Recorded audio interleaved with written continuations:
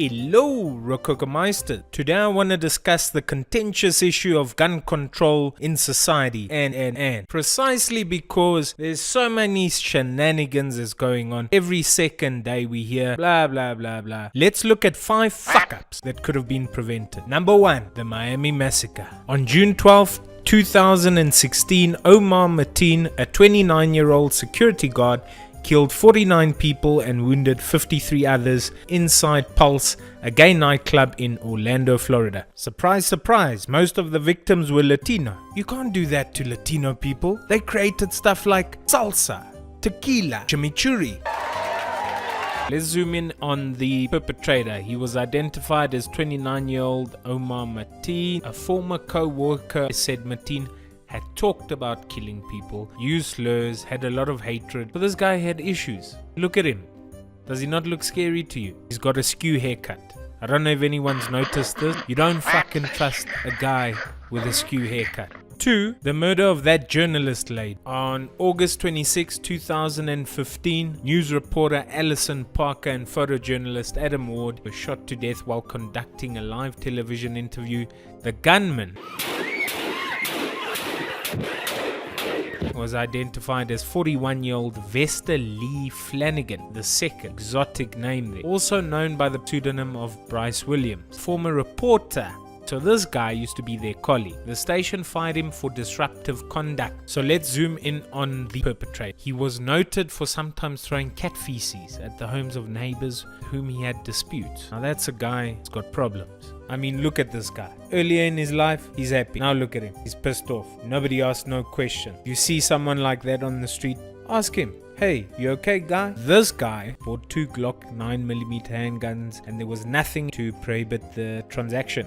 I wouldn't trust this guy with a cucumber. 3. The cinema shooting in Aurora, Colorado. On July 20, 2012, a mass shooting occurred inside a Century 16 movie theater. A gunman set off tear gas, grenades, shot into the audience. 12 people were killed and 70 others were injured. The sole assailant, James Egan Holmes. Okay, so let's zoom in on the perpetrator, this James Egan dude. Also expressed his desire to kill people to his then girlfriend. One of his co-workers said that Holmes once acted strangely by staring at a wall and not verbally responding, only smirking when his co-worker asked if he was okay.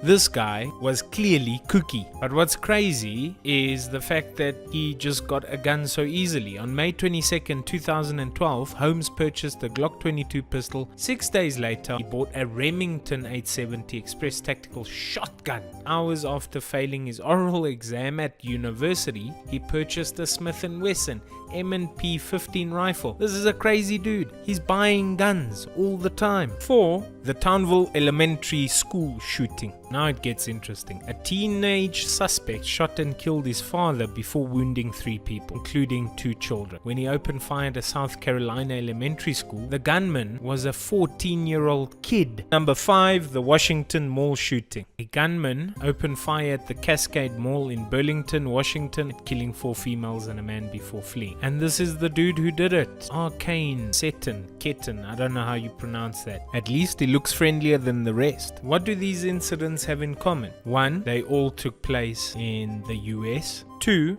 all of them involved a lunatic who used to be normal. They were a normal person, something happened along the way. 3, that lunatic got his hands on a gun. What would be 5 guns? I know there's a lot of them that the government, wouldn't want you to have. But what would be the 5 they would go after first? Yeah, I mean, what are the top 5 guns that the government would just hate the idea of you having? I know that a lot of people in the government are very anti-gun.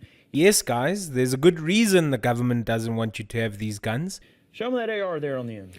Well, we've got a mean-looking AR down here. And, of course, the ARs are always one of the things that the government's always going to want to try to go for. They hate ARs. They hate us having them. There's your basic evil AR. Of course, and, because it looks scary and cool, it's automatically more deadly than something that's not. And the thing about the AK-47 is that it's synonymous with bad guys. Everybody sees an AK, and what's the first thing they think? Bad guy. They think a bad guy. Right. But the truth is that this is a gun that many people in America are just going to take out and have fun with. We're going to shoot stuff. play around. This guy certainly had a lot of fun, and so did this guy. And they shot lots of stuff and people. If the government, had their way, I'm sure they would not want you to have this. All right, this is the king of rifles, okay? And this is produced by a model American. It's the Barrett M107, semi-automatic 50 caliber anti-material rifle. There you go. 10-shot magazine. semi-automatic. 50 BMG, as quick as you can pull the trigger. 10 shots in the magazine. This is a bad boy right here. All right, get this. You're a citizen in the U.S. and you turn 18 years old.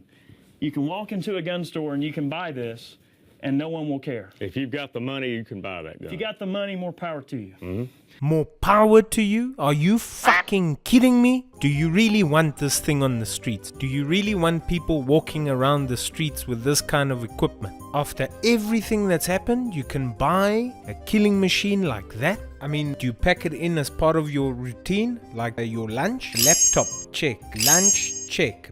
Barrett M107, check. Oh shit, this is just too big for my bag. I think I'm gonna have to carry this separately. Could somebody please fucking tell me why an ordinary man on the street would need an anti-material rifle? Do you know what that sounds like? Anti-material? Makes shit disappear. Enough said from me. I'm gonna get going. If you have an opinion on this topic, please comment, let me know. If you liked the video, please click like, and if you want to see more and engage more, please subscribe. Most importantly, love, peace, and chicken grease.